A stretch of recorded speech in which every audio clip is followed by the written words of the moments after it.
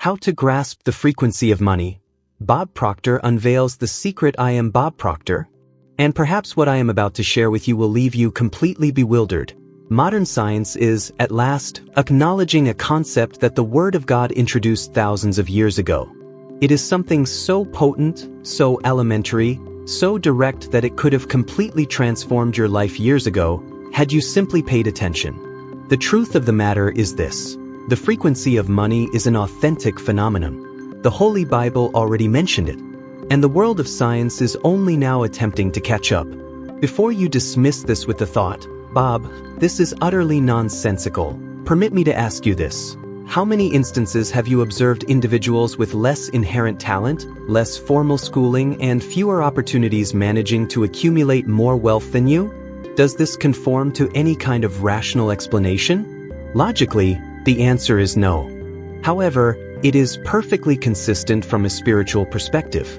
And today, I am going to reveal the formula, the exact blueprint that lifted a bankrupt man, which was me, and propelled me to the very pinnacle of success. And yes, the teachings of Jesus and the Bible provided the foundational truth for that journey. When I discuss perception, I am not referring to some abstract philosophical theory or a concept far removed from your everyday life. I am speaking of one of the most profound realities ever disclosed by God's Word, a reality which I, for many seasons, chose to overlook. You see, before you can truly reform any sphere of your existence, before you can achieve a new tier of financial success, before you can feel the tangible presence of abundance, you must comprehend a simple but life-altering truth. Your life does not change when the world around you changes. It is transformed the moment your perception shifts. It is irrelevant how much fear you carry, how much guilt you feel when contemplating financial matters, or how much frustration you have amassed trying to make things happen. The unvarnished truth is that perception is the absolute gateway to an altogether new reality. This is an axiom of spirituality. It is a fundamental biblical teaching, and it is verifiable science. I vividly recall the first time this truth genuinely registered with me. I was utterly broke. My debts significantly surpassed my income, and I was trying to scrape by in a manner that many of you know all too well, that perpetual sensation of forever running just to keep up, but never quite reaching the goal. It is akin to being trapped in a darkened chamber, perpetually searching for a door you simply cannot see. And the majority of people endure years of existence exactly like this. But during that particular chapter of my life, a pivotal event occurred. Leland Val van de Waal, a mentor placed in my path by the divine, looked me squarely in the eye and delivered a statement I have never forgotten. "Bob, if you are struggling with a situation, the real issue does not lie within the world. The true issue resides in the manner in which you perceive it." When he spoke those words, I felt a surge of irritation. Perhaps this observation is touching a sensitive nerve for you right now, too. Because when we are suffering, all we truly crave is for someone to validate our pain. But instead of validation, he presented me with an undeniable truth. And truths, sometimes, cause discomfort before they initiate healing. He instructed me to literally place my problems squarely on the table, to write it out, to look at it intently, and then to move to a different position at the table and ask, how would Jesus view this matter? And perhaps that is the question you have neglected to ask yourself. Because, statistically speaking, the overwhelming majority of people, when faced with financial duress, past due bills, mounting debt, scarcity, and anxiety, approach the problem with fear, not with faith. They regard themselves with a sense of blame, not with a sense of purpose. They look toward the future with despair, not with genuine expectation. Have you ever found yourself in that emotional state? Have you ever stared into a mirror and thought, there is no viable way out for me? Have you ever questioned the Almighty as to why some individuals thrive and others do not? The problem is not you. The problem is the learned perception that you have been carrying. And this does not solely originate from your personal history, it is inherited across generations. It comes from the way you witnessed your family managing money. It stems from the phrases you heard as a child, "Money does not grow on trees," "Money is inherently dirty, poor but honest." It emanates from a world that has conditioned you to place more belief in fear than in faith. Yet, The Holy Scriptures never once advocated for the fear of abundance. Jesus miraculously multiplied loaves of bread. Jesus transformed water into choice wine. Jesus taught that life extends beyond food and clothing, but he never glorified want. He consistently glorified confidence and trust. When you successfully alter your perception, every other aspect of your life changes in tandem. Leland would often advise me, if you are stuck within a problem, observe it from an entirely new vantage point. And Earl Nightingale further reinforced this when he taught me that the words we commit to writing are merely symbols designed to generate an image within the mind. This realization is profoundly potent because it signifies that the way you currently view your life is not a fixed, immutable thing. It is pliable. It can be fundamentally rebuilt, reinterpreted, reframed. But prior to any true transformation taking root, you must ask yourself, how have you been looking at money? With dread? With shame? With skepticism? As if it is something remote, forbidden, or something you are undeserving of? The reality is that most people harbor a deep-seated fear of money, yet they do not fear poverty. And it is this very perception that traps millions. The Bible declares in Proverbs chapter 23, verse 7, "For as he thinks in his heart, so is he." And modern science conclusively demonstrates that your brain literally forges neural pathways based on your core beliefs. Studies in the field of financial psychology reveal that greater than 70% of people grappling with monetary hardship are not constrained by a genuine lack of resources, but by the framework through which they view those resources. They exist in emotional states of constant threat, not of forward-looking vision. And perhaps you, too, have endured this. Have you ever felt a pang of guilt for desiring something better? Have you been afraid of inevitable failure? Have you felt profound shame for not having control? Most people experience this. And that is precisely why this subject is so exceptionally important. I lived through that. I felt shame. I felt fear. I felt as though I was under a sentence of doom. Until the day I sat on the floor, my head buried in my hands, and asked the divine, what is the next step I should take? And in that profound silence, it was not an audible voice, it was not an instantaneous miracle. A simple thought emerged, change the way you perceive this. And in that exact moment, I realized, the Creator does not transform your life without first transforming your gaze. Because He engineered you to govern and command, not merely to survive. When I started to regard my debts not as an absolute condemnation, but as a fertile opportunity to activate my faith and creativity, something profound shifted within my being. I was no longer seeing myself as a victim. I was observing myself as a person who possessed the power of choice. And this change in perception became the ignited flame that reawakened my imagination, my faith, and my purposeful action. And now I want to present you with a question, one of those questions that is initially uncomfortable but ultimately liberates. Is it possible that what is truly restraining you is not the actual problem, but the way you have been looking at it? When you change this, something tremendously powerful occurs. Your mind enters an entirely different frequency. A frequency where expectation returns, where innovative ideas begin to surface, where solutions clearly appear, where you finally comprehend that you are not operating alone, because the Almighty has been guiding your vision all along. And this is why I state with such absolute conviction, perception is the indispensable first stage of the formula for wealth. Because when you see differently, you instinctively act differently. When you act differently, you vibrate differently. And when your vibration is altered, you inevitably draw different results. And the entire process begins the instant you choose to stop viewing the problem as the world views it, and start viewing it as Jesus would view it. This changes every single thing. And it changes right now. I am Bob Proctor, and I require your undivided attention at this point, because when I speak of imagination, I am not referring to mere fantasy, nor to cheap, shallow, positive thinking. I am discussing what the Word of God reveals as the inherent mechanism of faith itself. Imagination is the spiritual bridge between the life you currently experience and the abundant life God intends for you to live. The majority of people have never truly understood this. which is precisely why they continue to exist far below the extraordinary life they could be experiencing. The Bible states in Hebrews chapter 11, verse 1, "Now faith is the assurance of things hoped for, the conviction of things not seen." And I ask you directly, how does one gain conviction for a thing that is not yet visible? Through imagination. Imagination is the internal workshop where the Creator deposits visions, concepts, aspirations, and specific instructions.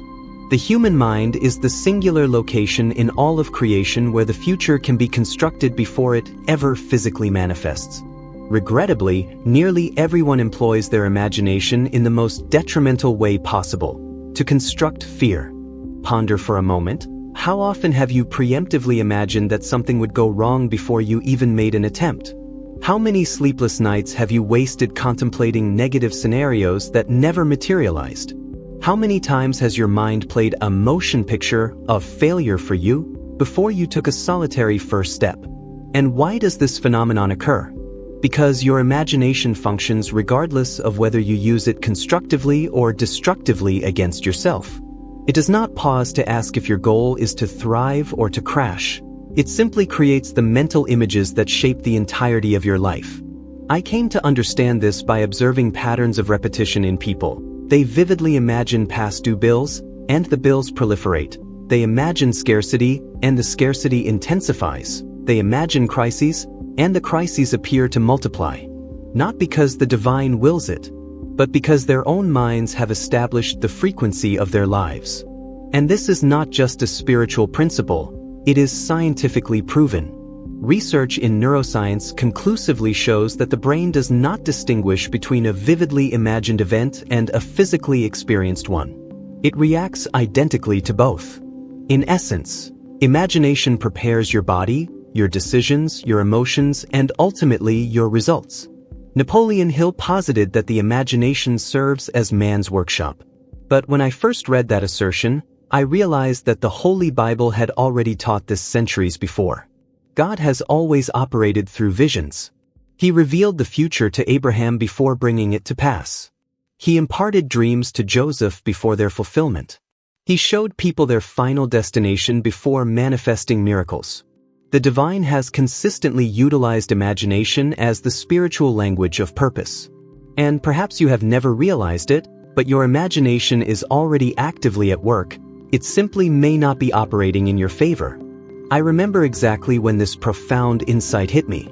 I was sitting alone in a modest apartment in the city of Toronto, completely broke, devoid of any prospects, accompanied by only a bucket and a mop. Because at that time, all I knew how to do was clean floors. I earned a meager sum, owed a substantial amount, and my life felt like an inescapable maze. But on that specific day, something truly different happened. I closed my eyes and I imagined, not the life I was currently living, but the life I genuinely desired. I envisioned being free. I envisioned being prosperous. I envisioned traveling the entire globe, teaching others, transforming lives.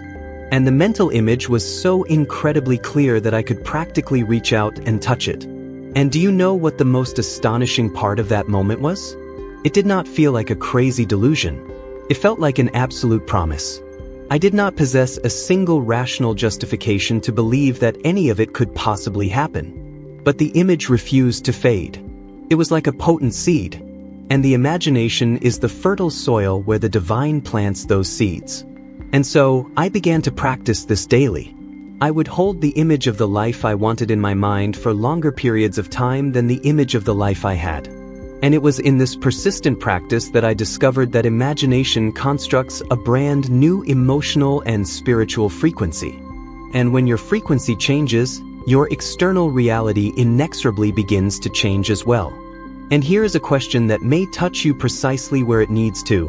When you close your eyes, are you imagining something that the Creator would place within you, or something that fear has planted there? The people who truly prosper are not necessarily the most naturally gifted, nor are they the most academically intelligent. They are the ones who possess the audacity to imagine things perfectly aligned with the Word of God.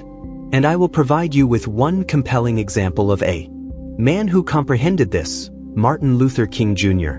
He imagined a future that appeared utterly impossible. He lacked widespread support, he lacked established structure, he lacked any guarantees. But he had a vision, a deep-seated dream. And that dream, which began solely as a mental image, galvanized an entire nation. Imagination, when correctly guided by faith, evolves into a force that nothing can impede. However, the majority of people continue to wield this innate power in a destructive manner. They imagine losing their employment. They imagine utter failure. They imagine public humiliation. They imagine that they are simply not good enough. And the more they imagine these negative scenarios, the deeper they sink emotionally. Not because they deserve it, but because their imagination is working in the wrong direction. I witnessed this firsthand when I observed individuals with extraordinary talents squandering entire lifetimes simply because their imagination consistently painted scenarios of certain defeat. Their minds absolutely refused to conceptualize a different future. And the Creator cannot possibly bless a future that the person themselves cannot even envision. But when you truly grasp that imagination is faith in perpetual motion, everything transforms. Imagination is not a delusion. It is spiritual construction. It is a blueprint. It is a frequency. It is as though you are sending a request for creation to the universe, perfectly aligned with what the divine has already prepared. And I will tell you something you may never have heard before. Imagination is the ultimate proof that the Almighty trusts you. If He endowed you with the ability to imagine something far greater than your current life, it is because that something greater already exists somewhere within His overarching purpose. Imagination is a silent, profound conversation between your inner spirit and your destiny. And if you were to ask me for the single most crucial step in this entire process, I would declare, feel as though it is already a reality. Feel as one who has already discharged all debt. Feel as one who has already achieved true prosperity. Feel as one who exists in perpetual abundance. Because that feeling is the unmistakable frequency of fulfillment. I practiced this for months on end, even without any money, even without any physical proof, even with no one else believing in me. And it was this persistent, repeated imagination, firmly sustained by faith, that opened the necessary doors, brought the right people into my life, created opportune moments, and carried me from abject destitution to a life that, for many years, I only dared to dream of. And now I ask you, what kind of image do you need to begin internalizing today? Because when you fundamentally change what you see within yourself, the Creator will transform what you see outside of yourself. And the entire process begins with a solitary image. The correct image. The image that the divine would place within your heart. From that point onward, the frequency of wealth begins to find its way to you. I am Bob Proctor, and I need you to listen intently, because now we are going to venture into a domain that, for many years, was mocked, disregarded, and disbelieved until the scientific community finally conceded every single thing in the universe vibrates. And when I say every single thing, I mean absolutely everything, including you, your thoughts, your emotions, and even your intrinsic relationship with money. When I talk about vibration, many people mistakenly think I am delving into mysticism. But the truth is that Albert Einstein spoke about this, and the Bible spoke about it even before him. The word states that God calls into existence the things that do not exist as though they did exist, as recorded in Romans chapter 4, verse 17. That is vibration. That is frequency. That is spirituality in ceaseless motion. And the day I truly comprehended this, my life was irrevocably altered. Most people mistakenly believe they are battling external financial problems, but in reality, they are fighting against their own inherent frequency.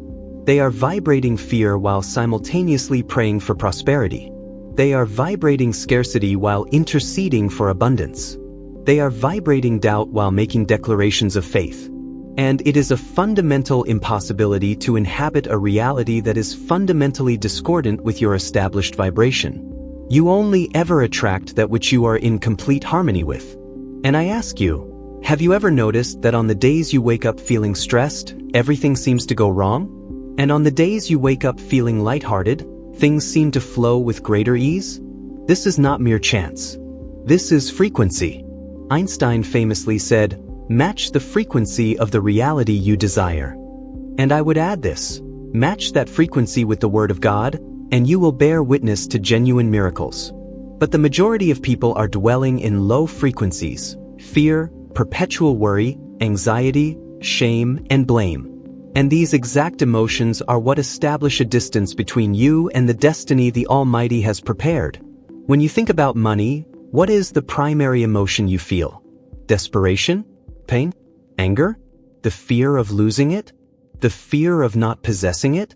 If you feel all of these things, do not condemn yourself. I felt them too. But I knew I needed to break through. And you need to break through as well. And here is a genuine illustration, not of someone distant, but of a person I observed up close. An immensely brilliant man, incredibly talented, with more innate intelligence than I possessed and a multitude of open doors, but who spent his entire life repeating, "What if it all collapses? What if I lose everything? What if it simply does not work out?" He lived perpetually anticipating the worst. He vibrated the worst. And, like a perfect magnet, he drew precisely what he feared. He lost everything. Not because the Creator did not desire the best for him, but because his personal frequency never once harmonized with the life he yearned for. Fear is a destructive vibration. Doubt is a corrosive vibration. Insecurity is a vibration that causes utter paralysis. And perhaps, in your silent moments, you are experiencing this exact reality. You wake up with a tightness in your chest. You think about money and feel a wave of anxiety. You imagine the worst possible outcome before even attempting a single thing. And deep down, you ask yourself, does the Creator truly have something better reserved for me? He does. But you must align yourself with His frequency.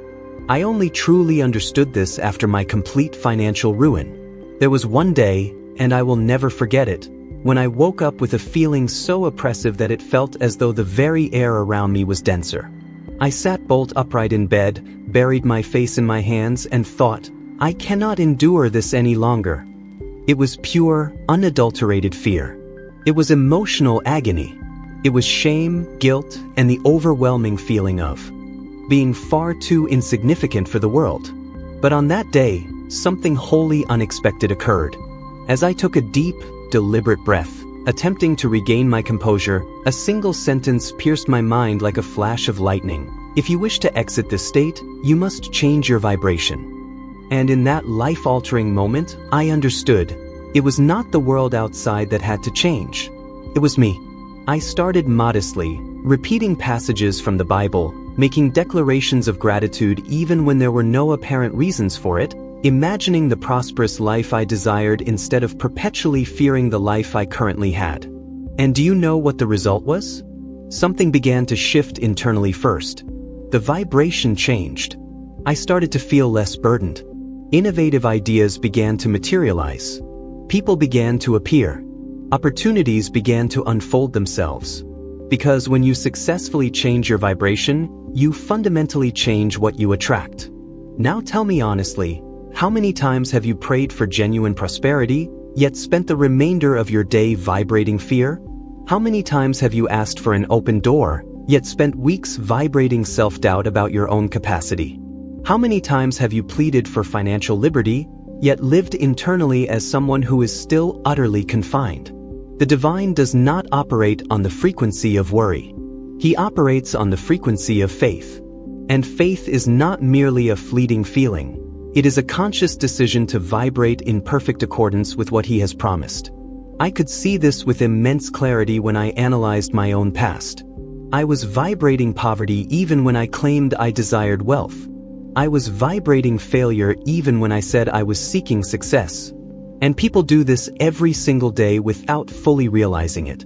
Not through the words they speak, but through the state of their heart.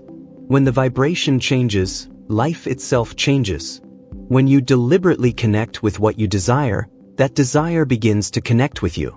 It is exactly as Jesus taught. If you believe, you will see. It is not see to believe. It is believe to see. It is all a matter of frequency. And perhaps you are asking yourself, Bob, how can I possibly change my vibration when I am in the midst of suffering? And I answer you with complete sincerity. It was precisely when I was suffering the most that I discovered it was entirely possible. Because on that day, sitting alone, broken, and completely lost, I began to declare, even though my body was trembling internally, I am aligning myself with the grand plan of God. And I repeated it. I repeated it dozens of times, and then hundreds of times. And that phrase became my steadfast emotional anchor. The vibration changed. And when it changed, money began to appear. Doors were thrown open. The direction forward became crystalline clear. My life emerged from the dark. Not because I was inherently special, but because I finally entered into harmony with what the Creator had prepared for me all along. And now I tell you with absolute certainty, if you fundamentally change your vibration, you will change your life story. If you fundamentally change your frequency, you will change your entire reality. If you change your internal state, the external world has no other possible choice but to align itself. And this whole process begins here, right now, inside of you. At the precise moment you decide that you will no longer vibrate fear, guilt, or doubt, and you will begin to vibrate faith, deep confidence, and positive expectation for what the divine is about to do. The frequency of wealth is an existing reality.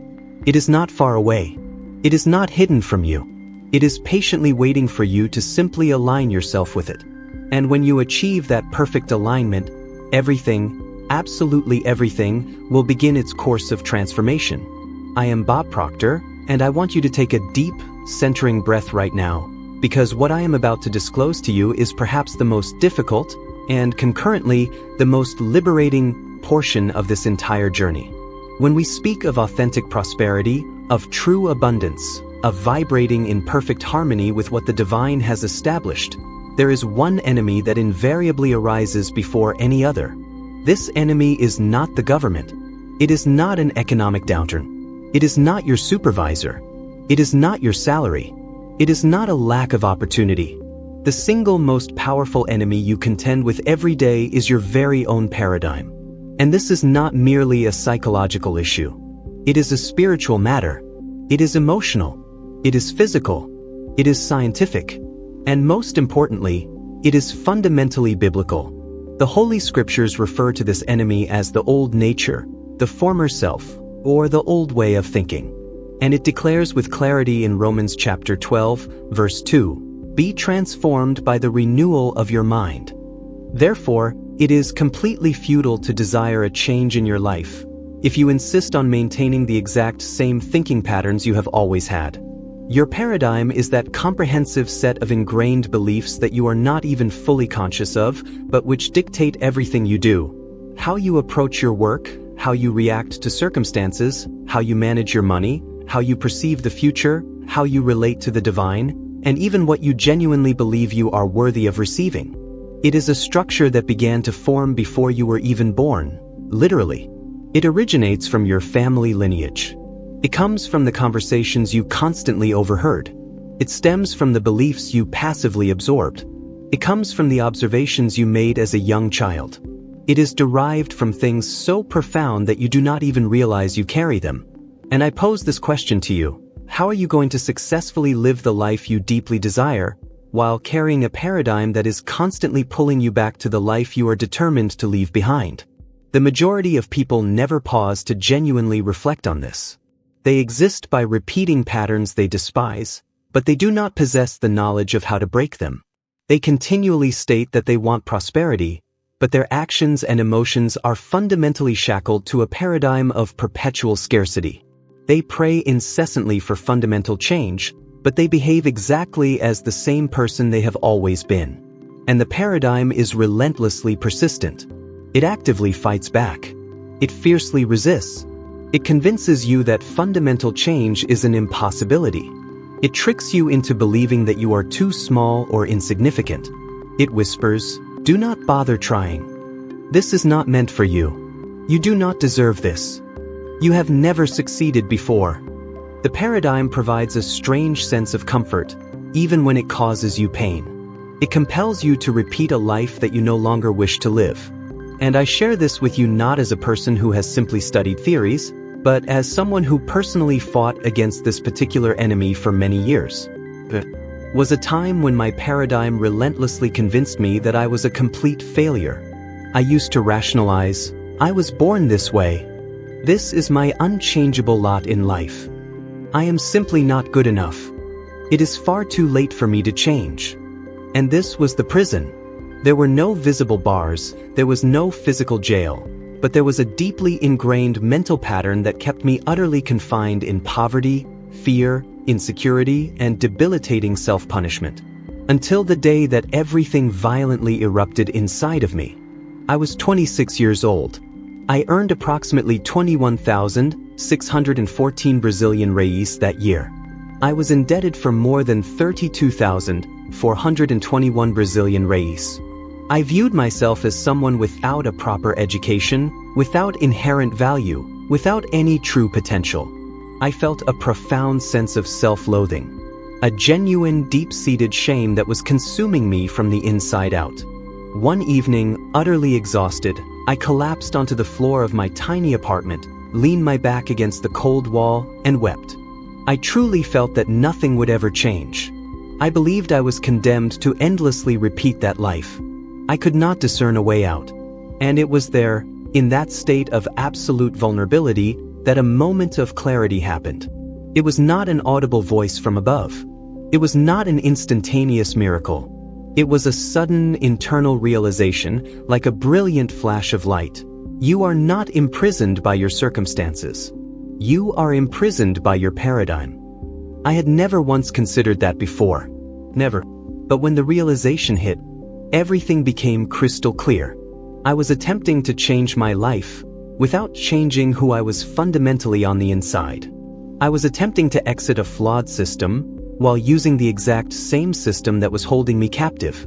I was attempting to prosper with a set of beliefs that were designed to ensure I sank. And in that very instant, I felt something I had not felt in a long, long time: hope.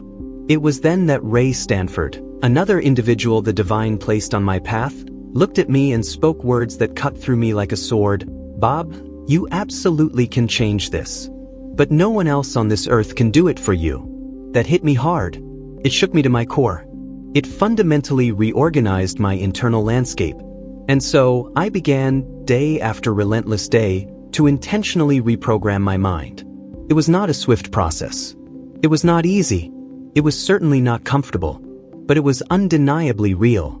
I realized that the paradigm reacts with incredible force every single time you attempt to alter it. It generates fear. It invents excuses. It creates lethargy. It summons distractions. It breeds confusion. It initiates automatic impulses that compel you to revert to old, destructive behaviors. But I learned one fundamental truth: every single paradigm can be broken, if you persist and endure longer than it does. And perhaps you are living this exact struggle right now. You want to move forward, but something relentlessly pulls you back. You want to thrive, but you feel utterly immobilized. You want to possess faith, but fear is screaming at you. You want to live your divine purpose, but your past is holding you captive. It is not you. It is your paradigm. And when you truly understand this, you stop blaming yourself. You stop diminishing your own value. You stop thinking the Creator has forgotten you. And you realize that genuine transformation initiates within your mind, not externally. The Bible was conveying this the entire time. Renewing the mind, transforming the internal nature, generating new thought patterns, living by deep faith, not by superficial sight. That is the essence of breaking paradigms. It is exchanging the old, flawed human system for the flawless system of the divine. It is permitting the Holy Spirit to systematically replace patterns of fear with patterns of unwavering trust. And I can guarantee you one undeniable thing, something I have seen manifest in my own life. The day you finally shatter your restrictive paradigm will be the day your entire life story reverses its course.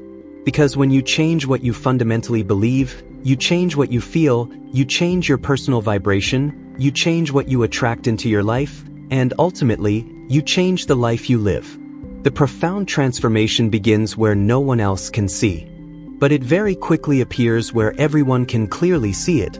And perhaps today, Right this moment, as you are absorbing these words, you are realizing that your most formidable obstacle was never the outside world, but the deep-seated beliefs residing within. And this realization is truly liberating, because if the core problem lies within, the perfect solution is also found there. And you possess the absolute power to change it, just as I changed, just as thousands of others have changed, just as the divine has always desired for you to change. Because the extraordinary life he has planned for you does not fit within the confines of the paradigm you were taught, but it fits perfectly within the framework of the new mind that you will begin to construct from this very moment forward. If there is one solitary truth I want you to take away from this, one thing that can genuinely transform your life starting today, it is this: true, lasting transformation does not occur when the world around you changes, it happens the moment you change within. When you fundamentally alter your perception, when you allow your imagination to perfectly align with what the Creator has already prepared, when you make the conscious decision to vibrate faith instead of fear, and most critically, when you confront and shatter your old paradigm, everything begins to move decisively in your favor. This is the central point of every single thing we have discussed. The life you yearn for is not outside of your reach, it is simply outside of your current thought process. And to the extent that you deliberately elevate your consciousness, your vibration, your faith, and your deep understanding, your external reality will rise right along with you. And since you have journeyed all the way to this point, I want to extend a sincere invitation to you. Continue to press forward. Continue your personal growth. Continue striving